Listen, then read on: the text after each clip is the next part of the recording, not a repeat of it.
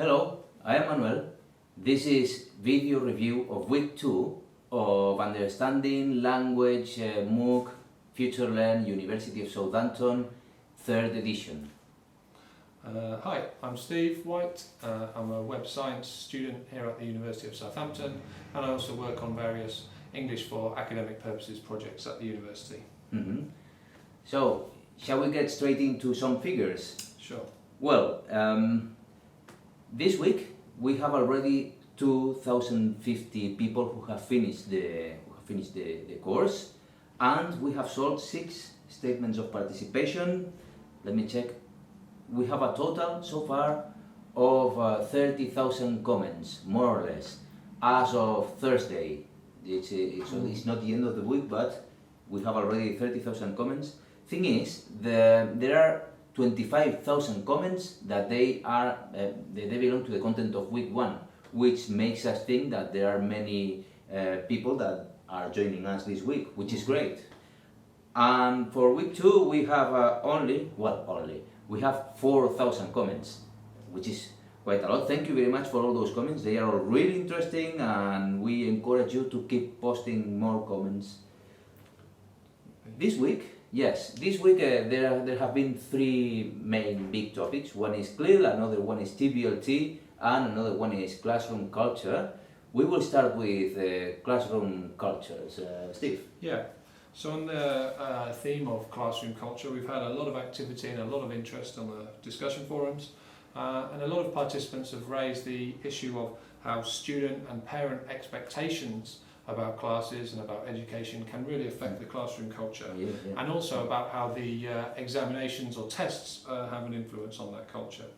And of course this depends a lot on the local context of the teaching, and in that sense people have talked a lot about teaching methods, and there's been a lot of interest in the methods we've introduced this week, but also some skepticism and some more kind of pragmatic views where people are saying you need to choose the method according to the context and your aims, etc., which seems a reasonable view. And we'll also post some extra resources on this topic about what's called the approach cycle, which says how different teaching approaches or methods tend to emerge over time and become popular and then become replaced by new methods.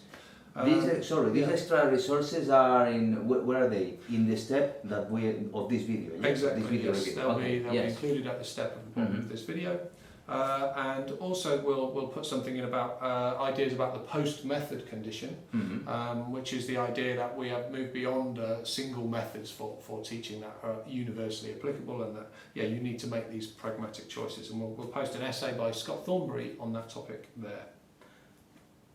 Okay, CLIL. Yes. Content Language Integrated Learning, isn't it? That's right. Yes, well, we have received a lot of comments about CLIL, and the main topics that you learners have raised are the advantages and disadvantages of such an approach. One advantages, well, that motivates the participants. It makes it natural to learn a second language by discussing the content of what is being taught at that moment. For example, if you are teaching maths and you talk about maths in L2, it will make you more motivated to express yourself and to talk in L2, which is usually English actually. And then there have been also some people saying that there are some disadvantages to it. The main thing that I've seen, and you may have seen as well, is that many of the learners say that it slows down a little bit the progress of the classroom, which means the quality of the content and the level the level of the content is a bit lower if it's taught in a second language, because learners struggle a little bit to follow the topics of the classroom, isn't it? That's right, yeah. Yes. And actually Dr. Julia Hertner in one of her videos does mention that one of the disadvantages of CLIL is exactly this, that less content is covered, and also importantly that CLIL is not really suitable for all types of learners, and that can be a big disadvantage for some. Yes. Did you have CLIL when you were at school? No, I didn't use CLIL. I didn't either. It was so long ago. Yes, it was rather long ago to mention it. But we did do tasks. Mm-hmm. And that's been an important theme in this week as Yeah, well. TBLT, about TBLT, Mm-hmm. about what is a task and how it's quite a complex issue actually what a task is. And there have been a lot of questions about the difference between CLIL and TBLT. Is that Oh right? yes, and well, there are different things actually. So I've seen some people saying I prefer TBLT rather than CLIL, or I prefer CLIL rather than TBLT. Well, you can prefer one or another, but I'm not sure you are never going to be able to choose between one another because they are set up at different levels. CLIL is at school level, so the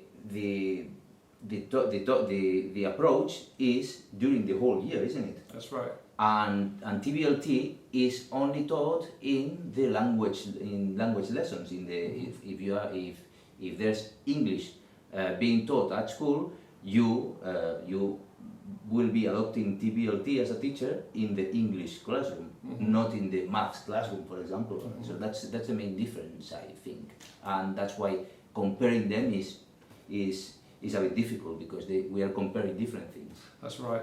But on the steps about task-based learning, there's been a lot of comments and suggestions, especially on step 2.10, where you got to apply a task in action, and there's been some great suggestions for the stories that the storyboard could represent in step 2.10, including Florentina Popescu had a great idea about a story involving plastic surgery. Hi, Florentina. And also Irina Kotic, Hi, Irina. who gave a nice story based on the task, but then also very usefully set out some ideas about how she might use this task in a language classroom, and that generated a lot of discussion. We'll also post a link to that discussion at the bottom of this video in the step, and don't forget, if you want to find these more popular or more active discussions, to use the filters of most liked in the discussion forums, and use the likes to help to show the other participants which are the more popular courses. If you like any comment, just click on like. Yes, please. Yeah, and so that's the main issues from this week. We encourage you to keep working, and well, as we said, we'll include some extra resources at the bottom of this step. Steve, sorry, can I add something that I forgot? Yeah.